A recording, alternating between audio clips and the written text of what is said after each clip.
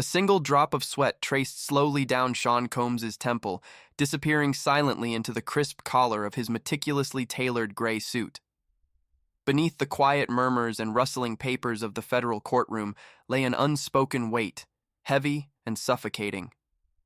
The dim lighting, the mahogany walls, and the coldness of the polished marble floors gave the space an oppressive elegance. Combs sat erect, a statue sculpted in marble, motionless except for the flicker of his restless eyes. Behind those eyes stirred secrets, dark, elusive, and dangerous. Across the courtroom, Cassie sat quietly, her hands resting protectively on her swollen belly, 8 months of life cradled within. Her eyes, shadowed by exhaustion, fixed unwaveringly forward, avoiding the gaze of the man who once controlled her life. She seemed fragile, yet beneath that delicate exterior lay a steel resolve forged from years of hidden torment. This man, the prosecutor's voice sliced through the silence, cold and commanding. Sean Combs, known as Puff Daddy Diddy, a cultural icon, powerful, wealthy, also a predator. The words reverberated through the courtroom, cutting like blades, each syllable echoing with accusation.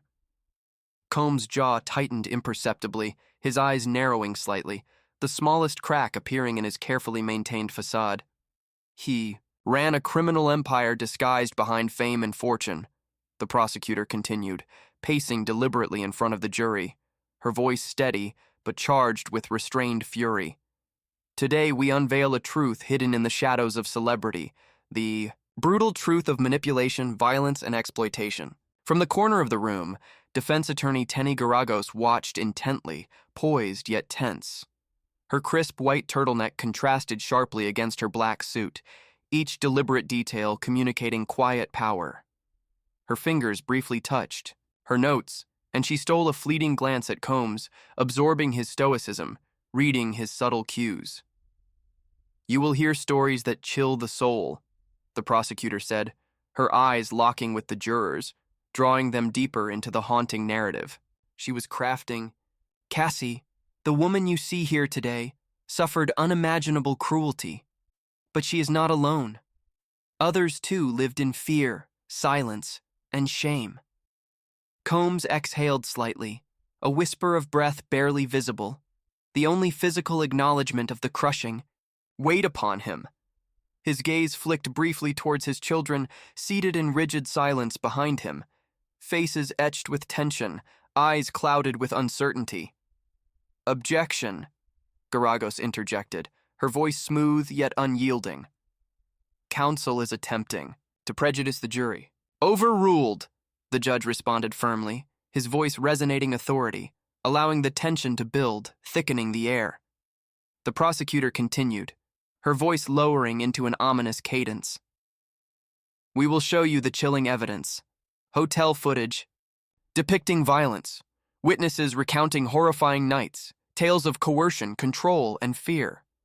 By the end of this trial, there will be no doubt Sean Combs is guilty." As she returned to her seat, silence blanketed the room, every breath suspended in collective tension. Garagos rose confidently, her movements fluid yet deliberate. "Sean Combs is indeed a complicated man," she began softly, capturing attention. Instantly. "This case, however, is not complicated. This case is about choices made by adults, choices about love, jealousy, infidelity, and money." Her voice wove a compelling narrative, controlled but empathetic, navigating carefully between admission and denial. "Mr. Combs is flawed, yes. Violent at times, yes. But he is not a criminal mastermind. His sins are those of passion and excess, not racketeering or trafficking." A murmur rippled subtly through the courtroom, the jury's eyes shifting between Garagos and Combs, reassessing, reconsidering. Cassie's hands clenched imperceptibly in her lap, the faint tremble betraying an internal struggle, memories she fought desperately to suppress, resurfacing relentlessly with each spoken word. "We will own the truth," Garagos stated plainly, meeting each juror's gaze. "But we will fight fiercely against lies and exaggerations. Remember, this is a trial, not a moral judgment." She sat, a final glance exchanged with Combs, The silent communication weighted heavily with both reassurance and warning. The room grew, silent again, punctuated only by the quiet scratch of jurors' pens, documenting the first cracks in the veneer of celebrity, power, and control.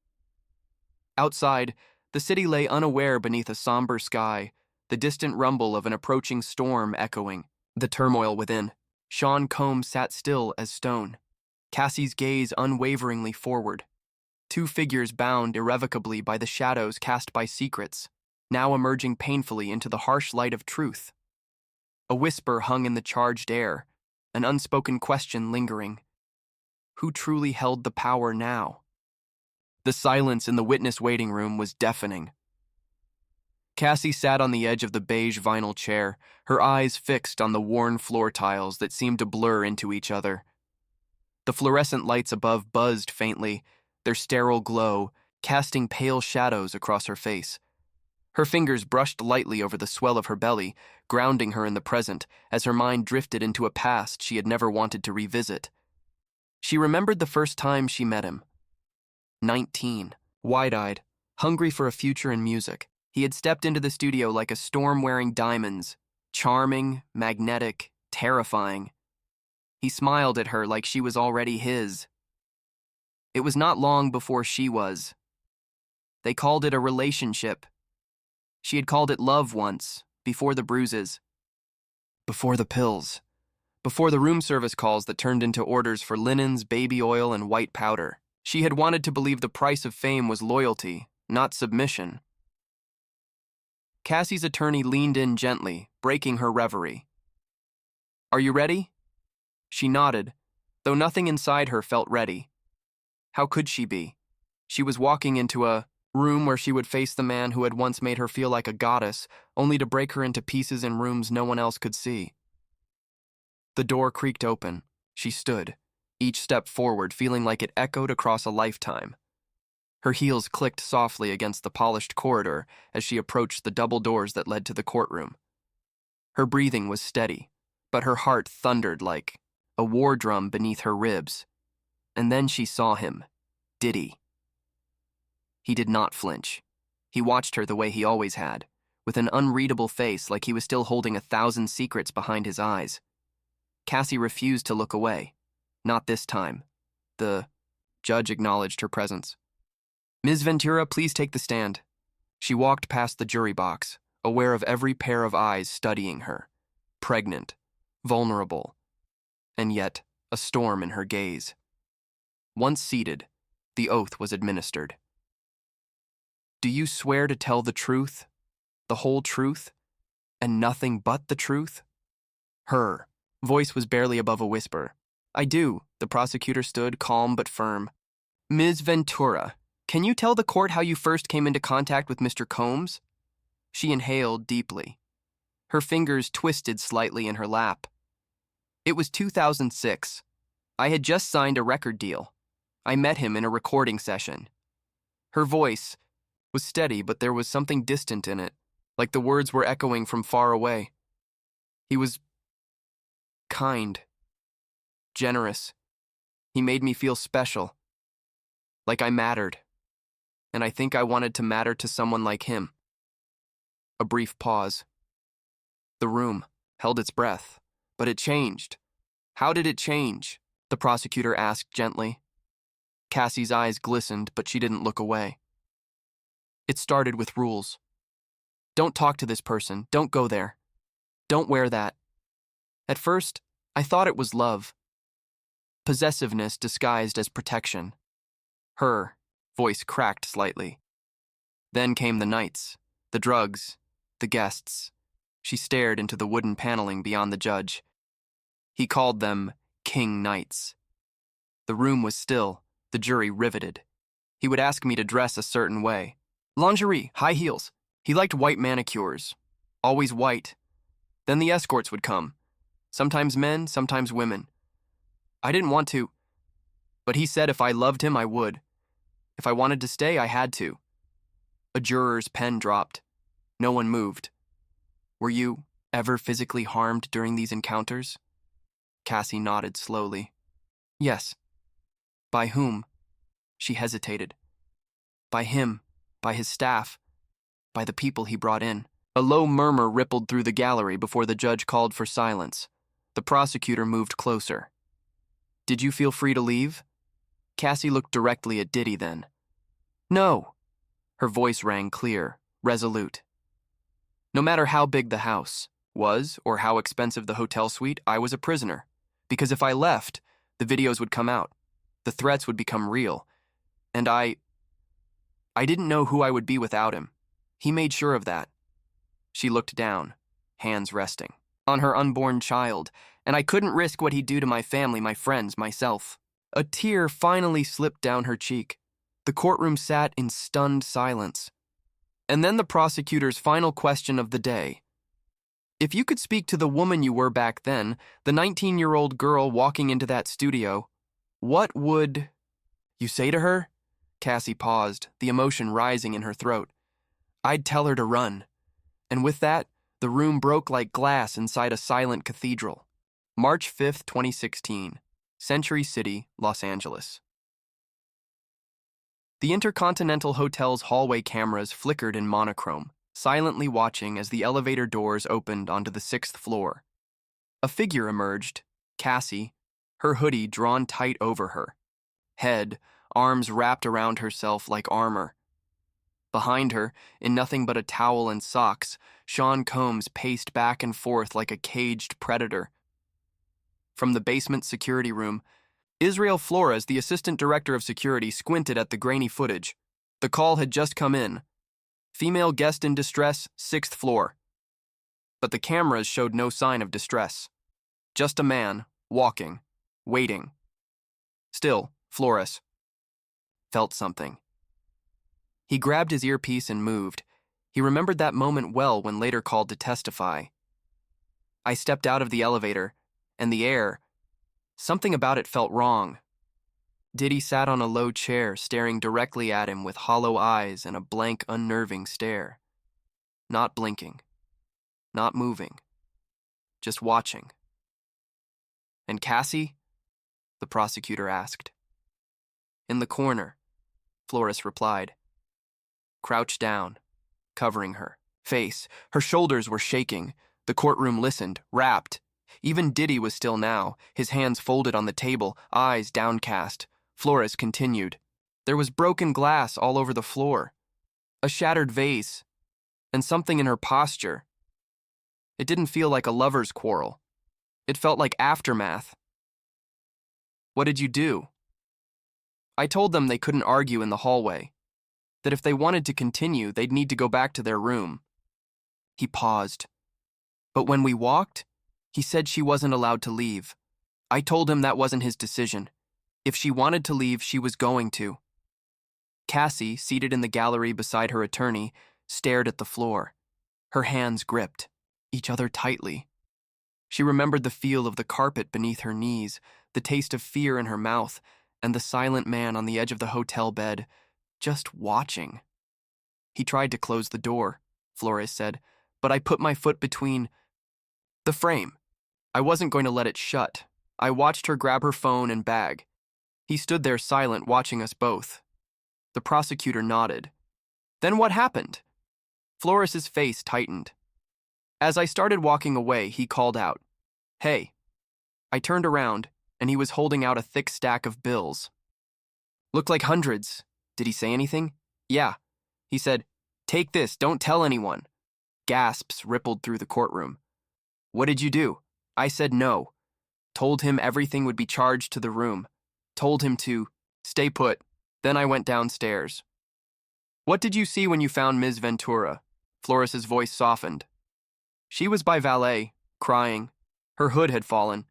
I could see her face. She had a black eye, purple, swollen. He paused, his throat tightening. I asked her if he did that. She didn't answer, just kept saying, I want to leave. I want to leave. The jury leaned in, pens forgotten. And did you call the police? No, he said quietly. She didn't want me to. She just wanted to get out of there. I offered to bring them to the back entrance. She shook her head. So I let her go. A long silence fell. In the gallery, Cassie blinked back tears. She could still remember the valet's quiet nod the moment she slipped into the waiting car. No one chased her. But the bruises would stay. The prosecutor returned to the center of the courtroom. "Mr. Flores, did Mr. Combs ever say anything else to you?" Flores shifted. "When I came back upstairs with my supervisor, he was agitated, thought my manager was recording him, tried to snatch the phone out of his hand. And what did you do?" "I pinned him back, told him to calm down." "Did you write an incident report?" "Yes." "Did you include all of this?" "No," he admitted. "I didn't put the bribe in, didn't mention the black eye. I don't know why. I thought maybe she'd be safe once she left. Maybe it wasn't my place." A hush settled over the room. Regret hung thick in the air. The prosecutor leaned forward. "Do you regret it?" Flores looked across the courtroom, his gaze landing for just a moment on Cassie. "Yes," he said. "I do." And in that moment, every person in the courtroom could feel the weight of silence, how it binds, how it protects, and how sometimes it lets monsters walk free. As the courtroom settled again, a new energy crept through the chamber, quiet but electric. Tenny Garagos stood, her heels clicking softly against the wood as she approached the jury box. In her hands, no grand folder, no stack of evidence, just a single black leather notebook and a stare as direct as a scalpel. She turned slowly, facing the jury with poise carved from decades of pedigree and preparation. Her voice was not sharp like the prosecutor's.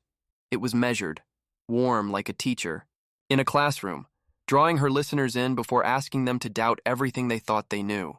"Ladies and gentlemen," she began, "we are not here to play morality police. We are not here to judge whether my client is a good man or a bad one.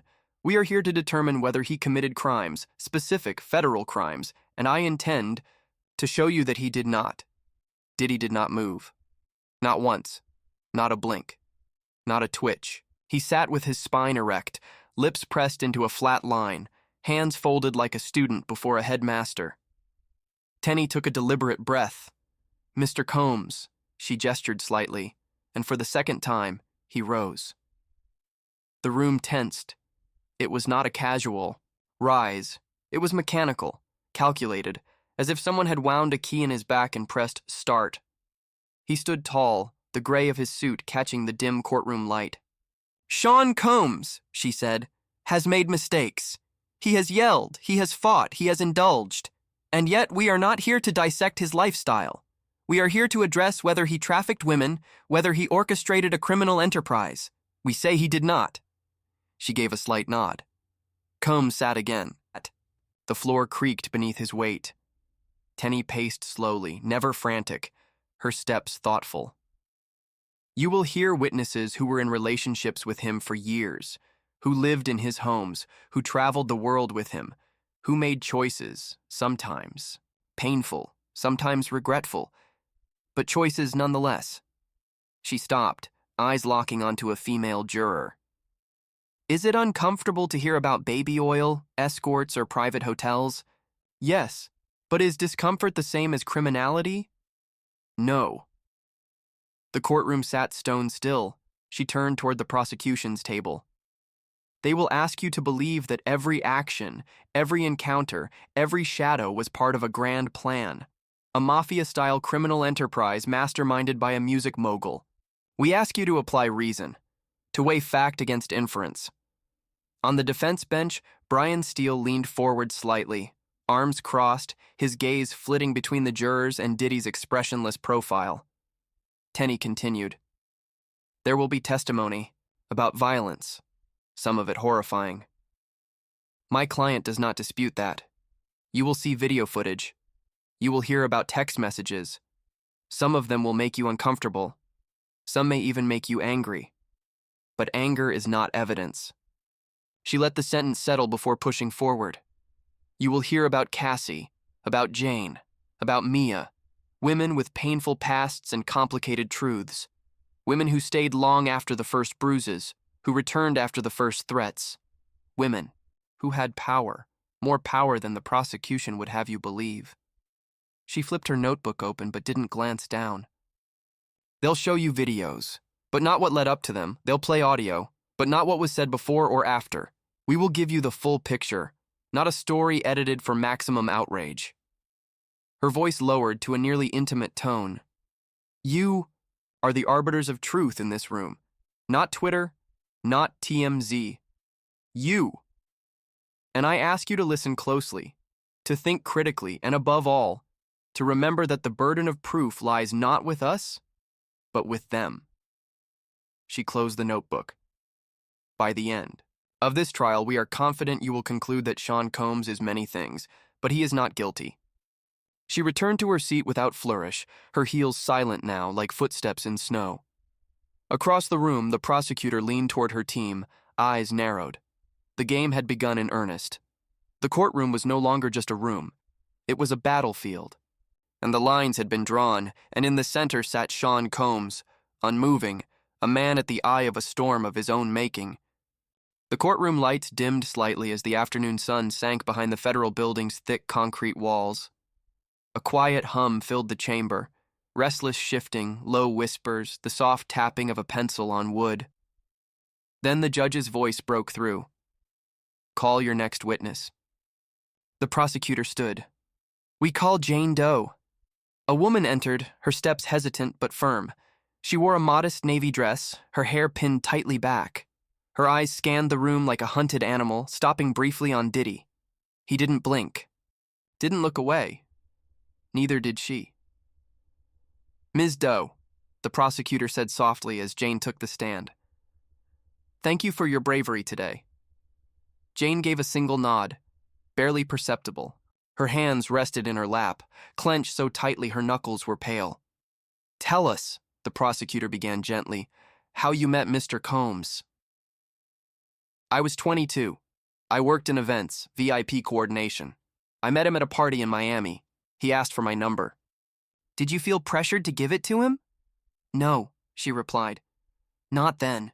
He was charismatic, charming. Everyone wanted to be near him. It felt like a privilege. And when did things change? Jane's throat moved, swallowing. Something invisible. 6 months in. That's when the rules started. Rules? I had to ask permission to go out. I had to leave my phone unlocked. If I got a call from someone he didn't approve of, he'd throw the phone. Once he put it in a blender. A gasp stirred in the gallery.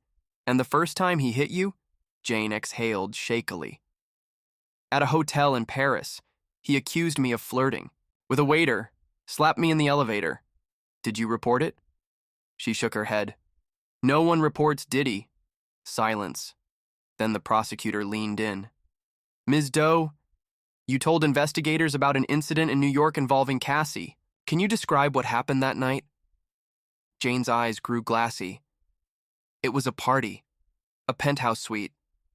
There were other women. Escorts. Drugs on the table like it was candy. He told Cassie to perform.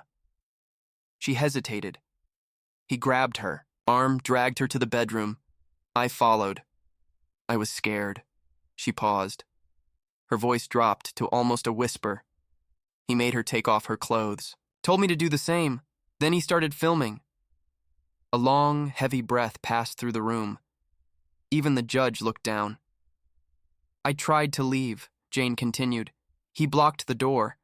Told me if I left, he'd send the footage to my parents, to my employer. And did you stay? She nodded, shame twisting her features. I stayed. For hours. I was used. We both were. He laughed the whole time. A tear rolled slowly down her cheek, leaving a shining trail. And after? He bought me a Cartier watch the next day. Said it was compensation. I threw it in the Hudson River 2 years later. A sharp silence followed, the kind that aches in the ears. Why did you come forward now? The prosecutor asked. Jane lifted her chin slightly. Because I saw Cassie's name in the headlines, and I knew. I wasn't crazy. It wasn't just me. I wasn't alone. She turned, looking directly at the jury. I'm not proud of everything I did. I let myself be bought, controlled, broken. But I'm here now, and I will not be silent anymore. The judge cleared his throat. No further questions, the prosecutor said. As Jane stepped down, she passed Diddy's defense table.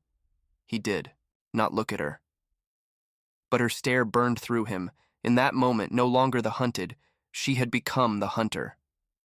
The next morning, the air inside the courtroom was thick with anticipation. The previous day's testimony had shattered any illusion of glamour or distance. Today, the prosecution intended to unveil the system, the quiet, calculated mechanism that had allowed everything to unfold. The witness was a former house manager. His name, Marcus Reed. Late 40s, tidy haircut, pressed suit, a demeanor that spoke of years in wealthy households. He took the stand calmly, but his eyes told another story, like a man who had seen too much and said too little for too long. Mr. Reed, the prosecutor began, can you describe your employment under Mr. Combs? I worked at 3 of his properties, he said evenly. New York, Miami, and Los Angeles. Managed schedules, travel, staff, oversaw guest arrangements, security, cleanup. Cleanup? Marcus hesitated. Everything from broken glass to situations. Situations? He looked down at his hands. Escorts overdosing, guests crying, threats made. It was my job to make sure nothing got out. The room froze. Did you witness violence against women in those homes? He nodded slowly. Too many times, especially with Cassie. I remember one night, she had a cut over her eyebrow, said she fell. But I found blood on the nightstand. On the wall. Did you report it? No, we weren't allowed to. You reported something, you were gone the next day. He paused. One driver saw something once. Next day, the car was gone. So was he. A juror shifted uncomfortably. The prosecution pressed on. Did Mr. Combs have people who enforced these silences? Marcus nodded. He had a team, security guys, personal assistants, but the one who scared everyone was Red. Real name was Keith. He was the one who showed up when someone stepped out of line. Did you ever see Red act violently? Marcus's voice lowered. Yes.